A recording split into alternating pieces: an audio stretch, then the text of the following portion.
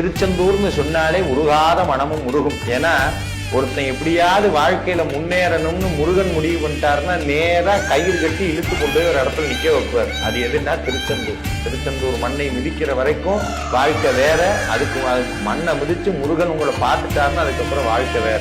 அது அத்தனையும் தாண்டி முருகன் உங்களை திருச்செந்தூர் வர வைக்கணும்னு முடிவு பண்ணிட்டாருன்னா நீங்க எழுதி வச்சுக்கலாம், உங்களுடைய தலையெழுத்தை முருகப்பெருமான் மாற்ற இருக்கிறார். ஏன்னா முருக பக்தர்களுக்கு ராஜதானின்னு சொன்னா அது திருச்செந்தூர் தான். சைவ சமயத்தை பொறுத்த வரைக்கும் கைலாய மலையில போய் சிவபெருமானை பார்ப்பது எவ்வளவு பெரிய புண்ணியமோ அதை விட பல கோடி மடங்கு புண்ணியம் முருகப்பெருமானுடைய கைலாய மலையாக இருக்கக்கூடிய ஸ்கந்தமாதன பருவம்னு இருக்கக்கூடிய திருச்செந்தூரிலே முருகனை போய் பார்க்கிறது. ஏன்னா திருச்செந்தூரை பத்தி புகழாத இலக்கியங்களே கிடையாது. நம்மளுடைய சங்க இலக்கியங்கள்ல தொடங்கி இப்ப இருக்கிற புலவர்கள் வரைக்கும் அத்தனை பேரும் திருச்செந்தூரை பாடுறாங்க. ஏன்னா திருச்செந்தூரை பாடுனாதான் நல்ல வாழ்க்கை.